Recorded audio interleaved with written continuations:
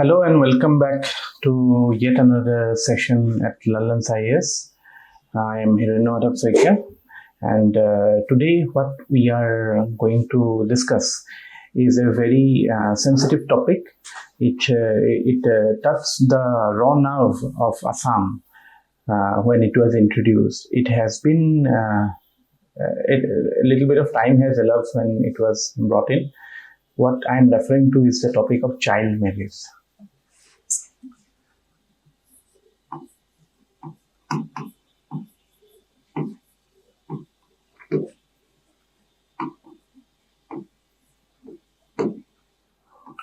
So today our agenda is to understand all the nitty-gritties of this topic so that we can have concrete opinion. And here we will discuss it from both the legal side as well as the societal or long-term aspect of the issue, like what is more effective or what way should we move towards, or what is the essence of this topic, or why we should focus on policies intended to target child marriage. Okay, so what was the news or what was the context? The context was that there was a statewide drive against child marriage.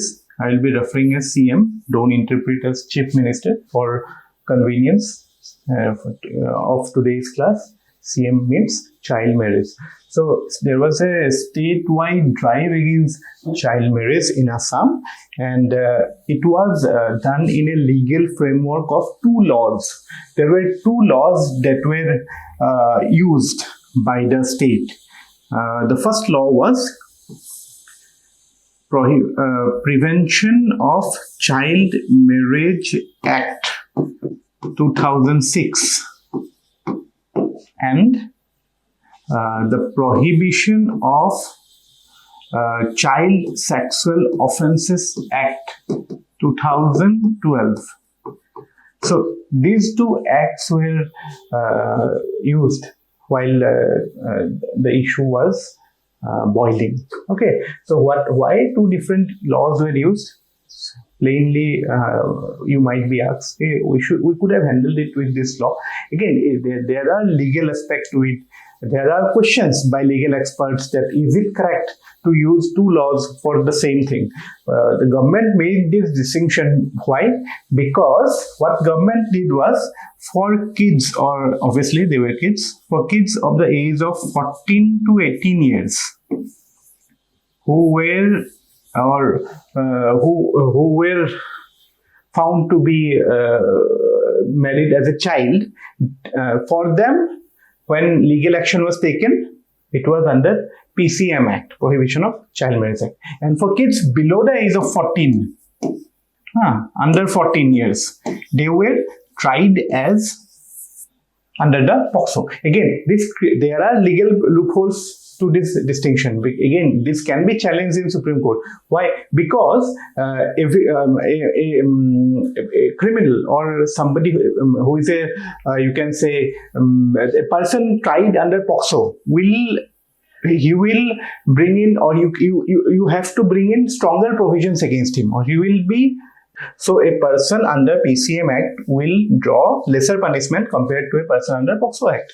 So any person tried under POCSO will have disadvantage compared to PCM Act. So this is one point of contention why there was questions raised by legal experts that why two separate laws are used. But that is not a matter that we should delve in further. But we should be aware that there were two laws used in this regard. So what was the aim? Why? What was the purported aim of the state of Assam, or what was its intention? The intention was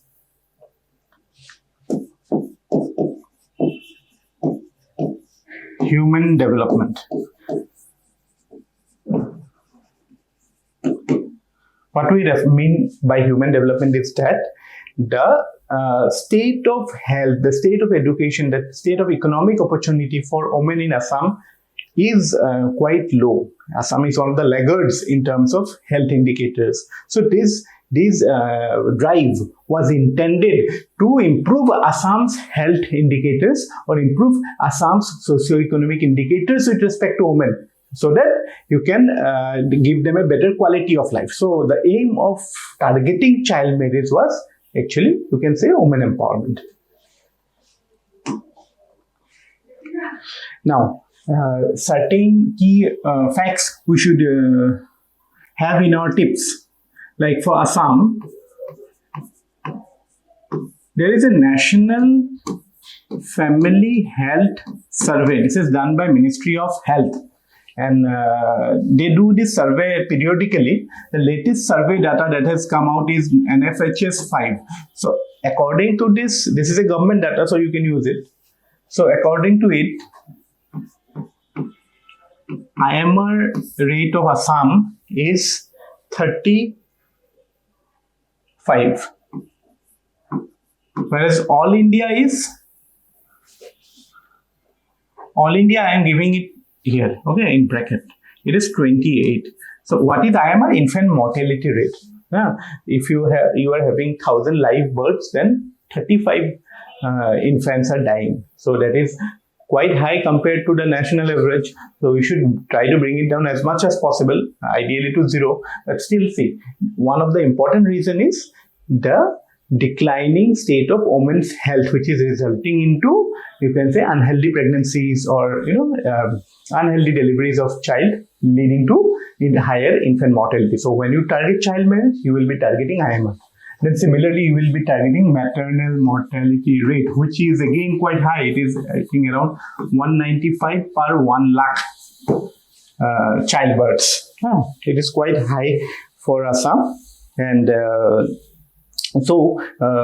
again, this attack on child marriage can actually eventually lead to decline of maternal mortality. Although I must also highlight the fact that targeting child marriage is not the only way. There are in fact many interventions done by government. Like today, if there is one single death in any corner of Assam, and one single death related to maternity or related to IMR, then there are teams of field teams going to that particular area, conducting an inquiry, looking into fact that is there any medical negligence, is there any lack of doctors' participation in the process. So the government is very strict in this regard. So again, the intention is to bring these indicators down and to improve the overall development of women. So plain and simple, if you are asked in an interview table, what was the reason for government's drive against child marriage, your answer will be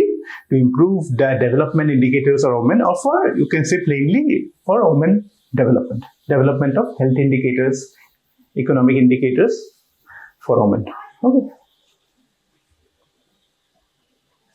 Similarly, your education data also portrays to this trends that the dropout rates and all those things are higher. And obviously, if you target child marriage, then child will be more they will stay in the school for long, they will go to work for long. So that way you can delay the marriage. Okay.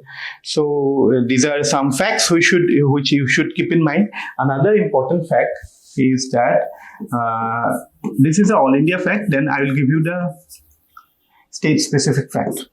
NFHS 3, according to NFHS 3, the total percentage of women in the age of 20 to 24 who claimed that they were married off before 18 years was 47%. This is an all India figure, okay?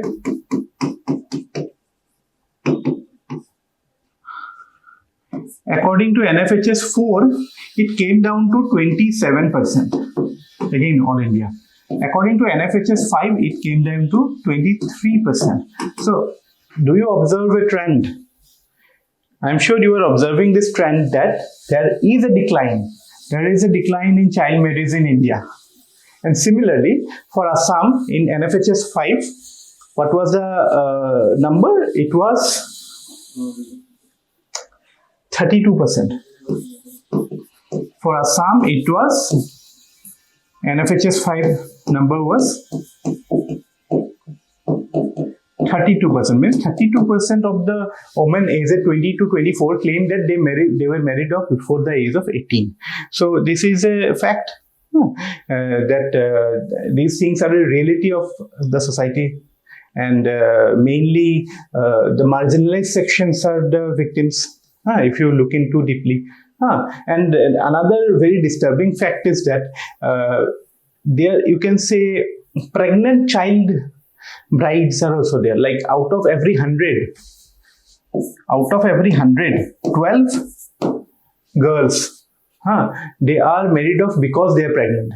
Okay, that is another problem, teenage pregnancies. Okay, so because of these things, and because we are following a very, you can say we follow a life cycle approach to health. So when you are following a life cycle approach to health, what does it mean? It means that you are not only focusing on the point when they are sick, but you are focusing on the whole life cycle of the individual, like starting from childbirth or even antenatal stage, when you are focusing on nutrition for the mother, to, you can say, vaccination after a child is born, and all those health interventions that you take in the early stages of his or her life. Then when he or she reaches adulthood or teenage, then you take care of such aspects like, say, anemia and undernutrition, all those aspects. Similarly, as they grow up, then other health needs you take care of. So for you to have a healthy citizenry, you need to focus on every dimensions of their growth. So this is another aspect where we are focusing on which period of their growth, their teenage. Like here, targeting child marriage will be like targeting the health of those kids, those girls aged 12 to, you can say, 18 or 19 years. So that is another important aspect, because it is another, you can say, vertical of the life cycle approach to health that we are following.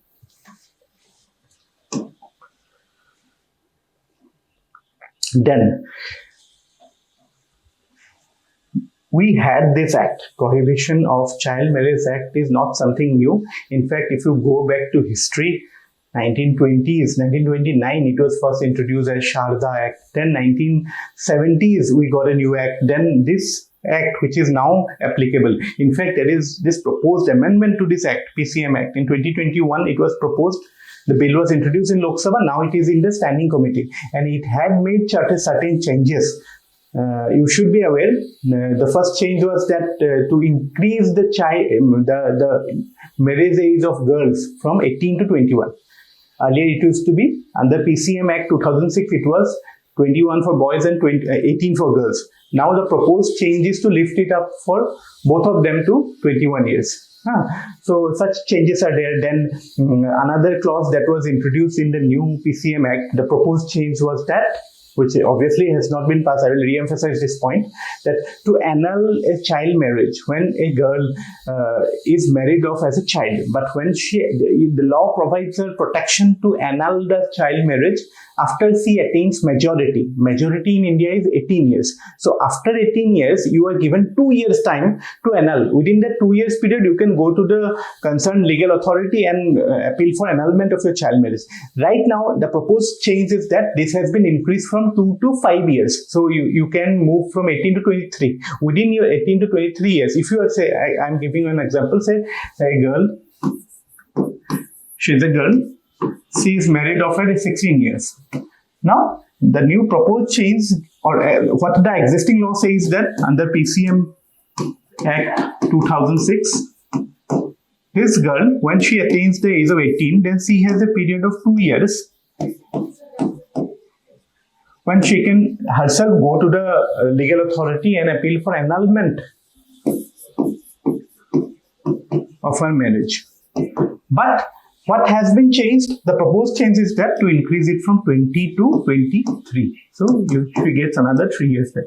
Now, do not presume that this is the only way to annul child marriage, because if there is instances of child marriage, then it will be obviously, if proper intervention is taken legally, then it will be annulled. It is not legal, but it also gives the agency to the girl.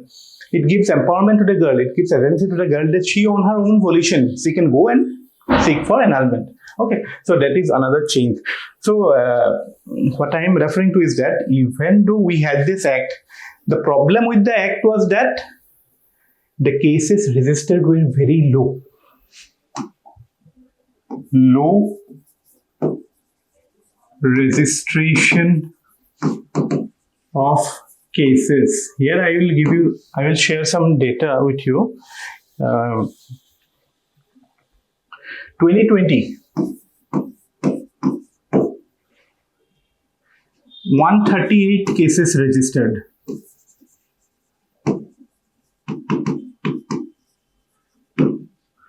2021, 150, this number goes up to 155. But 2022, when this thing was there, when this new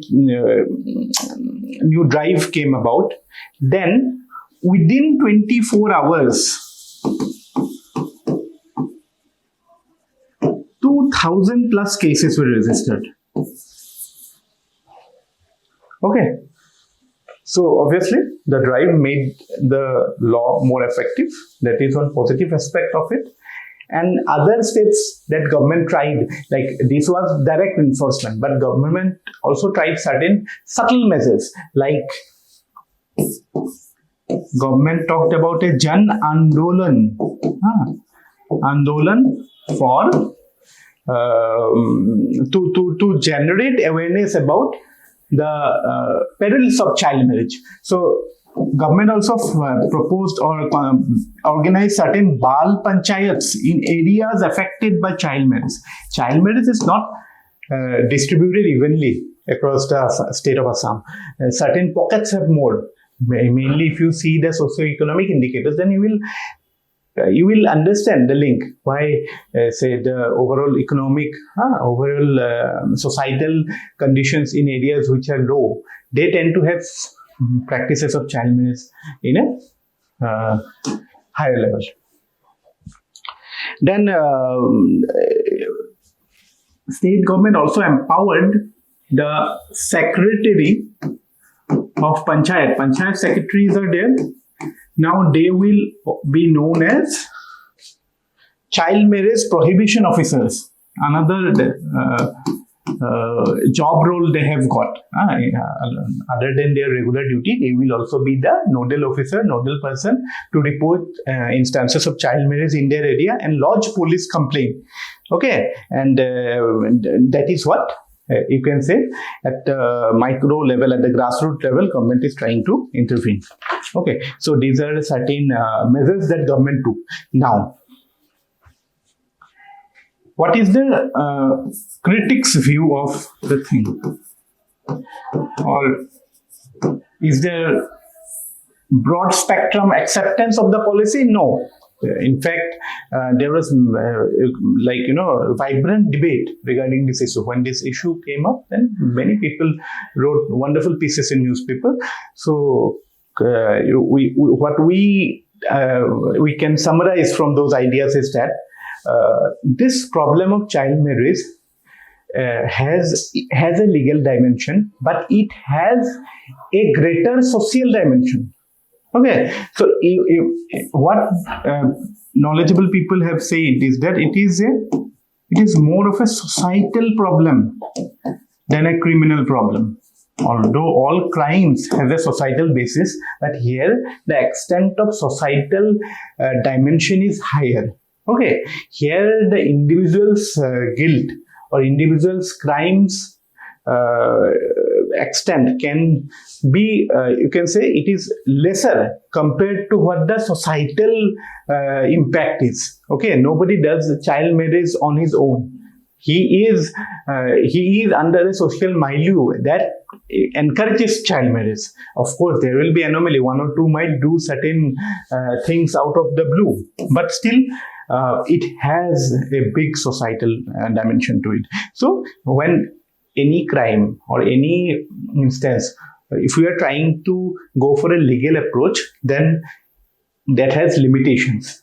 In such regard, there is a limitation of legal approach to a societal problem, because societal dimension of the crime is more. I don't know if I am able to communicate with you very clearly. I will explain to you in another manner. Say somebody is stealing. Stealing is a crime. murder is a crime. Say this is a person stealing and this is a person doing a murder. Now here, although there will be influences from society, but if you are analyzing the event, he has committed a stealing, a theft, then that will be something like this, and the role of society or like a social background to this crime will be there, but it will not be something like this. It will be something like this. But it depends. It can be bigger, but yeah, his role in the crime is quite big. Similarly, in murder also, you can say this is this, and societal role is something like this. Again, this is very subjective. Some situation it can be very different. But in case of child marriage, if a person has committed a child marriage, then if you are putting his role in this bracket, then societal role will also be somewhat like this.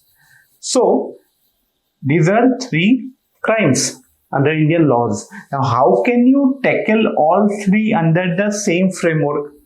This obviously you can tackle better in a legal framework, although a social approach to tackling such crime is there, but legal approach is the predominant way of dealing such crimes. But here, since societal element is quite strong, so legal approach has limitation. You cannot impact a crime where societal dimension is so strong only through legal means, because legally you will be only targeting that concerned person. So how will you make the societal impact? That is the problem with legal approach to such crimes. Okay, so this has been pointed out by critics. Okay, and there has been like newspaper has reported many unforeseen activity or events that has resulted because of this drive, like families getting separated. The main source, when you take away the husband, the main source of income for many families has suddenly vaporized, and we know there is lack of social security for people of Assam and India also. And if you take a breadwinner who earns every day, who lives by earning every day, and if you take him out of the family, then you can well imagine the perils that the family will face. Okay, and there were certain, you can say, unintended dangerous consequences, like many women opted to terminate their pregnancies very unprofessionally, or say in a very dangerous manner. So there was unsafe methods adopted. So that resulted into death of many. In fact, there was a news reported from Bongaigaon district. There was a girl who delivered a very healthy child, but she bled to death. Now, who is responsible for that? Okay. Then again, regular antenatal checkups, which the government, government has been very vocal and very, you can say, active in this regard. We need to take care of our pregnant women, or there are various schemes regarding this, and we have actually succeeded quite well. We have schemes like Janani Suraksha Yojana, Janani Matritva Suraksha, like that, which encourages institutional deliveries. Now suddenly, because of such drives, those things has been affected.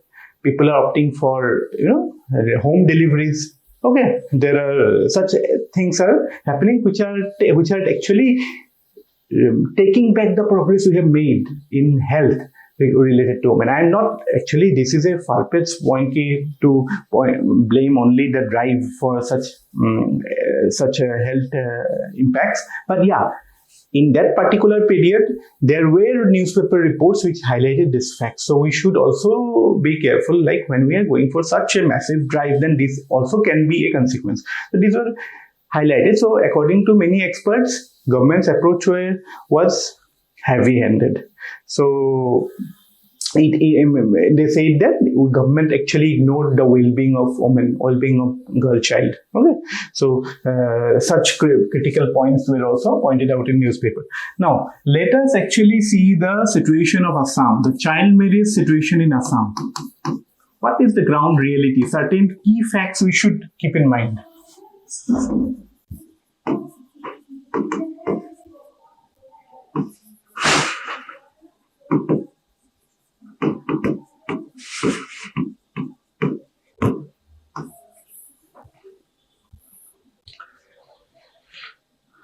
Assam, along with states like Jharkhand, Bihar, Tripura, West Bengal are no doubt one of the hotspots for child marriage. Okay, this is an accepted fact. But most weddings or most child marriage happen in late childhood. If you see the graph or if you try to extrapolate the data on the graph, you will find that it will be more concentrated in the age group of 16 to 19, or for that matter 17 to 19. So there is a data that says that just, again, it is very subjective to say, but obviously it should be zero, but still we are saying to understand why or where we should focus on. Just 2.1% of those aged between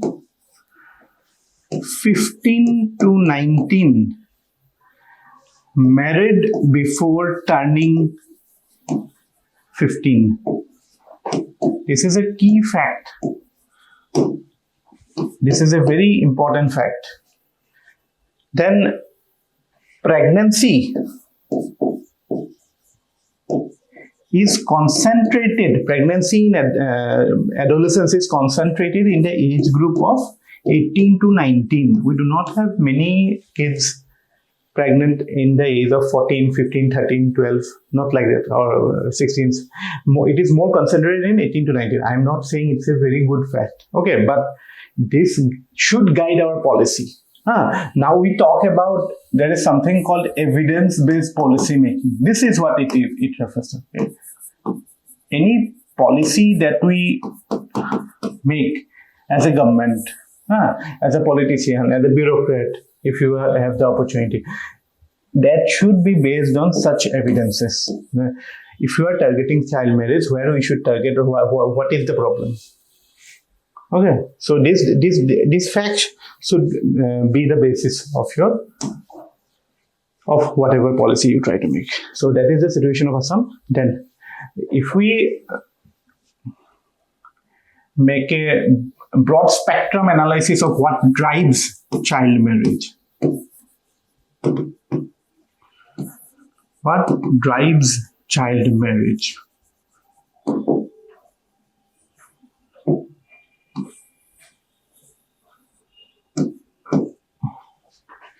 The first factor that is highlighted in all studies is household poverty. Household poverty is the leading cause of child marriage, and in fact, child marriage is considered as a way to cope with economic hardship. Okay, so you can, many poor people, they think that they are transferring their economic burden to the husband's family. That is how they perceive it. So look at where we need to work on. Okay, then second key factor is obviously the structure of society, which is patriarchal. Here everything will come: property rights, inheritance, adoption, everything. So proper patriarchy, gender inequality, all these things are intrinsic to Indian society. So naturally, any social practice that is detrimental to the girl child will not have adequate checks in the existing society. Okay. Then another factor that was that came to news when COVID came. Actually, when there is a humanitarian crisis, then we generally see rise in cases of child marriage. Okay, so during lockdown there was a spike. Okay, lockdown.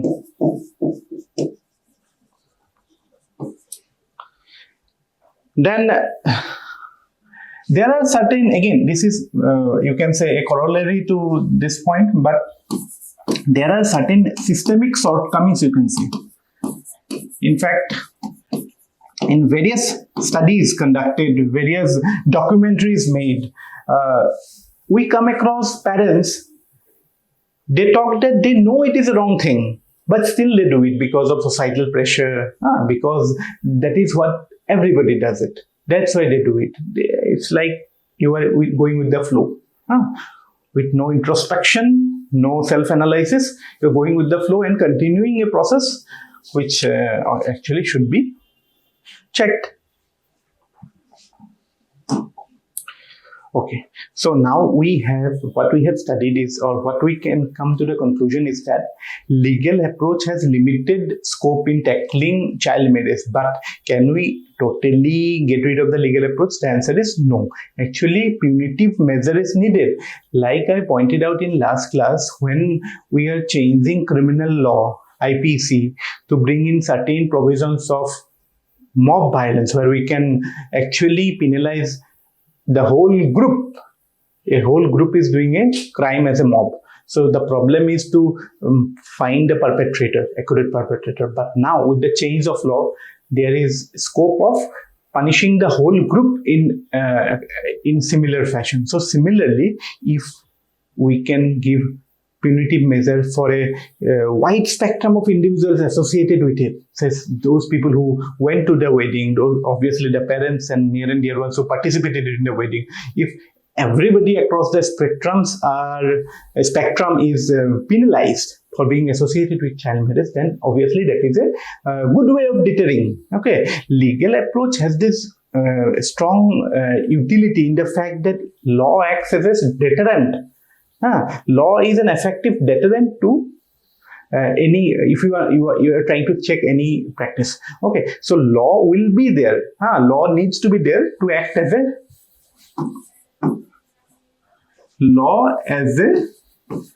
deterrent, but not for that individual only, but for the society as a whole. That means this will be only possible if you are able to penalize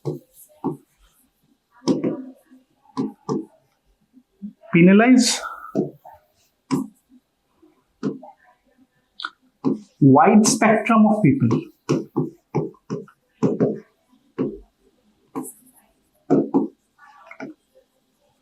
Who are associated with it. Okay, but obviously the limitations, how will you try to tackle the limitations of it? Through adopting soft approach, like you are encouraging community members to report, you are having local helpline numbers. Okay, so basically you are giving threats as well as you are putting measures of counseling. So these points are very relevant for an interview, because this is the way forward. That is what you are going to say. Legal approach is limited, so we need to adopt legal approach because it has a deterrent effect. But along with it, we need to adopt certain softer approach which can actually bring real changes in ground. Okay, this is how we are going to tackle child marriage. So regarding such issues like child marriage, evidence-based policymaking suggests that if you want to impact something long-term, obviously there is no quick fixes for such problem. Long-term is, what is the long-term solution? Long-term, it is empowerment of girls. Empowerment of girls, girl child. When we are able to empower the girl child, then only we will be able to actually impact issues in the ground in the long term. And that will be possible when we can make them stay in schools for longer period. And when we can make their transition from school to work very smooth. Suppose a girl is at school, say minimum she is still 18 years, she is there at school, then she is transitioning to a workplace, then that ideally her marriage will be, that means naturally it will be delayed. because it will not be possible for her to get married. She'll be engaged in a good quality of work. And here, if like there are initiatives by various governments, like encouraging giving bicycles to girls, providing good sanitary facilities, good toilet facilities in schools. All those things encourage girls to stay at school. See, for the poor, because of the social conditioning that happens, the first way to cut cost for them is on the girl child. Whenever a crisis comes, the first cutting of expense is the expense on the girl child. So we should create an environment so that we can sustain the progress of the girl child, irrespective of the decisions that her guardian or parents make. So providing free schooling, providing, say, like free metro ride, free public transport for girls, all these things are steps in the right direction that will actually empower them, and we then don't need to directly focus on child marriage, because child marriage will necessarily have to go, because if a girl is focusing on work, in school, then on work, naturally it will be a thing of the past. So giving them employability skills, here skill development, role of institutes like ITI, all these things, really we have to make a collaborative or a comprehensive approach to all these problems. You cannot deal directly as a legal aspect. There are education, role of education in it, role of health sector in it, role of politicians in it. So it has to be a very complex and comprehensive issue dealt. Then only you can tackle it. So main thing is that there is a need for perception change. Girls need to be perceived as having economic value. See, the general tendency in Indian society is that boys are considered as economic asset and girl is considered as an economic liability, because you have to marry her off. So this will only be possible. It's not like giving sermons that these things will change. This will be possible when girls are empowered. They have economic avenues to work. They have economic independence. Then only we can actually realize these things in ground. No point in giving sermons and expecting social things. Those things won't happen. So you can write a formula like attainment of education plus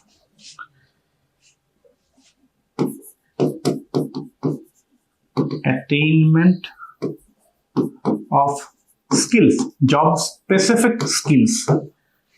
So this is the alternative to child marriage.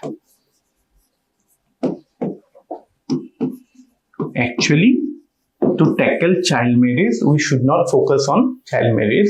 We should focus on these aspects, and naturally, child marriage will go off. Okay, so we should also encourage community participation in the development of the girl child. Community-based interventions in fact, you should always bring this aspect to analysis of any social problem. The community intervention. This shows many things. It shows your democratic attitude.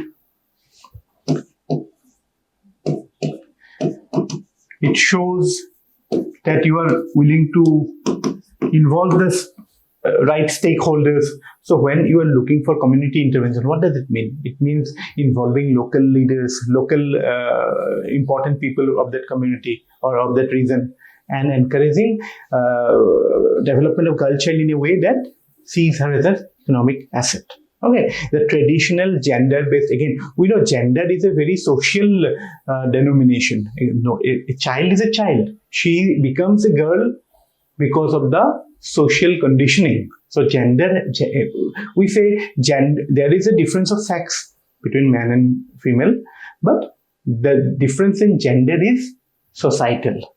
It is because of the traditional role of gender or traditional role of women that is fixed because of social conditioning that we see the limitations in progress of women. So these things, obviously, it will take time, but it is one important intervention in that aspect is community intervention. We saw the intervention of state in terms of improving skills, improving education level.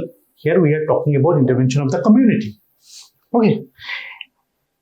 So these things are certain important aspects, and then another important dimension is capacity strengthening. It means improving the ability of whom? All those people who are involved in this issue. Here we can talk about police, make them more sensitized to women issues, gender issues while dealing with such things. Then teachers in schools, they can be change agents. They can encourage girls to stay at school. Then healthcare providers.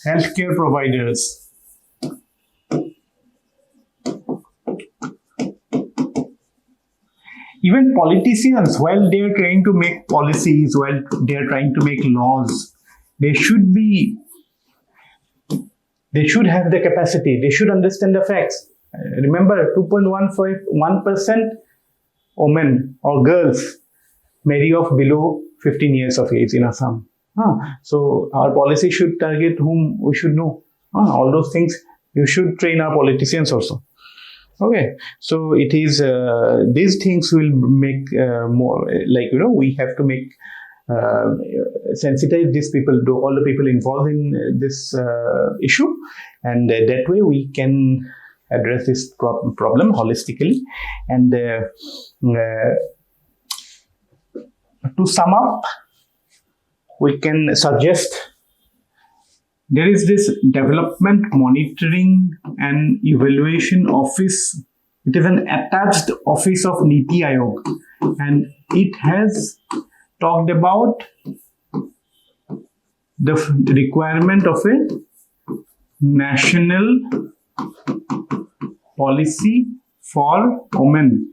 It is a tragedy that still we do not have a national policy for women. There is a draft policy framed in 2016, but there is still a draft. So all these things are not talked much in media, but these things you should be aware as a civil service aspirant. And then Niti Aayog also talked about Gender Budgeting Act. Every plan, every scheme has a gender component. Any scheme which has 30% or more component related to women, they are actually part of gender budgeting. So that needs to be formalized, because although at national level we see proper desegregated data on women funds issued for women development, but at state level these things are missing. It's a very, you can say, not very professional approach to gender budgeting is done in states. So we need to work on these things. And especially budget talked about what? We hear this term that we should work for women development. But now policy making is such that we talk about women-led development. Development for women and development by women. So there should be women leaders in top positions. Here, there is this report published by the World Economic Forum, although there is much controversy to many international reports, but at least you should be aware that the World Economic Forum publishes a report called the Gender Gap Index. And here the performance of India, as you can predict, is quite poor. If I recollect correctly, in 2023, India's rank is somewhere around 127 or 6. I'm not 100% sure. Please do check. Out of 146 countries, we are just 127. And what are the indicators that it measures? It measures, number one is education, educational attainment. Number two is health. And number three is economic opportunity or economic growth of women. So in these indicators, in these sectors, how women is doing. So India, obviously, if its rank is so low, we can well understand how well it stands. And again, this again shows, actually, you have to praise the government of Assam that through a drive, at least we are trying to bring those things into the mainstream discussion, that we are working on improving women indicators, women's development indicators. Okay, so that's it for today. We had a comprehensive discussion on the issue of child marriage, and I hope any question related to it you face in an interview or anywhere else, you can handle it properly. And do like or comment or share what you feel about the course that we have launched here at Lalans IAS, and we are looking forward to your views so that we can incorporate any suggestions in our future video. Thank you.